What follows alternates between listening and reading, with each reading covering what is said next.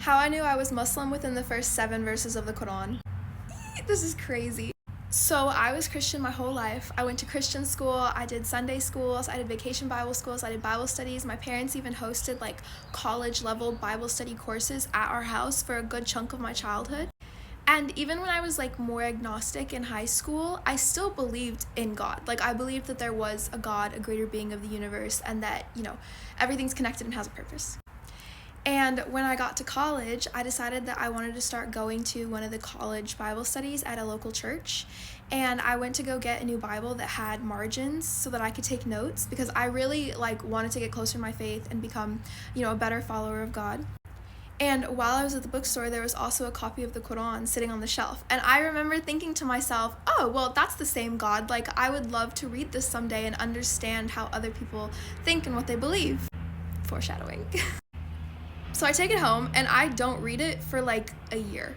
A full year. I was like, nope, I'm focused on the Bible. I'm Christian. I want to have a very thorough understanding of the Bible before I read the Quran.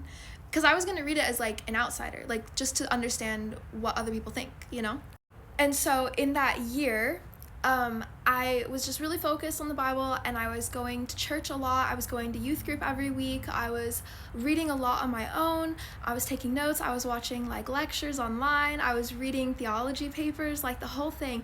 And every now and then there would just be something I would read or come across, or something someone would say in a sermon, and I would just be like, I don't know about that. And it's anyone who's gone through, doubting your faith, it's very frustrating. It's stressful, because you're no, I believe, but I just don't understand this thing. And so every time I would have those moments of doubts, I would literally just take a minute, breathe, and I would pray. And I would pray something very specific. I never read it anywhere. I didn't hear it anywhere. It just came naturally. I would use these very specific words. I would start by being thankful. I would tell God, literally, thank you for everything that you've given to me. I have so many blessings. Thank you. Thank you for all of them. Then I would say, by the way, you're the only one that I want to worship. I don't want to go to anything else. I don't want to leave you. I don't want to leave God. Whatever you tell me goes. So I don't want to worship anyone else. I'm not asking for help from anyone else.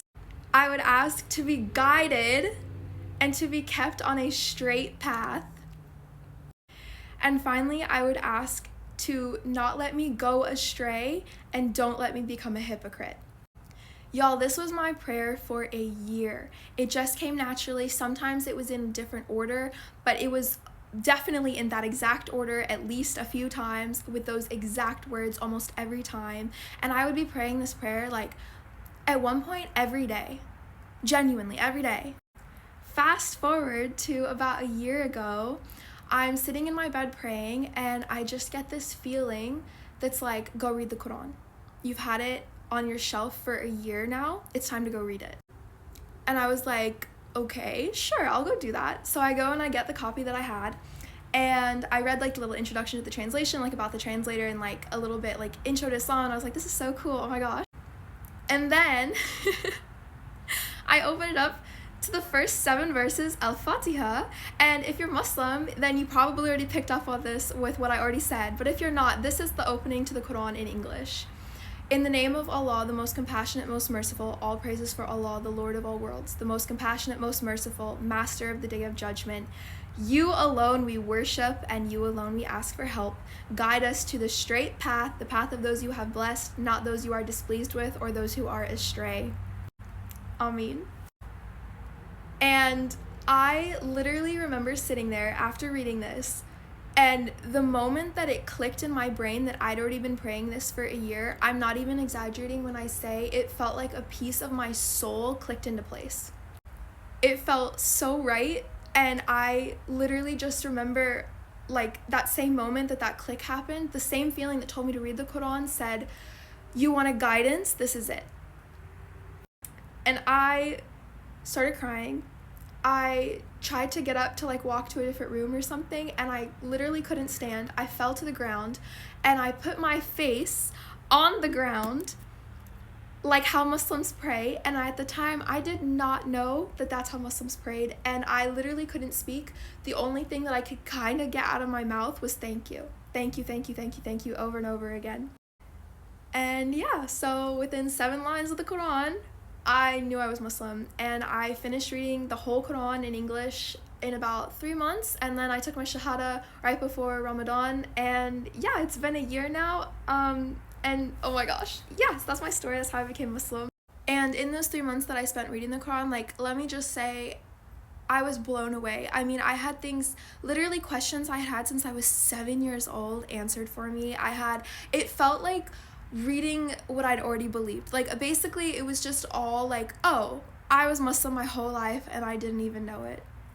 I also didn't know this at the time, but like that prayer, Al-Fatiha, if you're doing all 5 prayers for the day and like with all the repetitions, you pray it a minimum of 17 times a day. And I had already been praying it basically daily before without even knowing. So yeah, I think, yeah, I'm so grateful that this is my story too, because, you know, like as Muslims, like making sure you do salah on time and like your focus can be really difficult. So it's such a blessing that like literally if I don't feel very, you know, focused in my prayer, I literally just get to slow down during Al-Fatiha and basically relive the moment that I realized I was Muslim. And yeah, I'll never get over it. I'll never shut up about it. Oof, it got a lot darker out. But that's my story. I am so genuinely blessed to be Muslim now. Like, it has improved my life so much in so many ways. And yeah, to anyone watching this, may Allah bless you and your family, and I hope you have a wonderful day.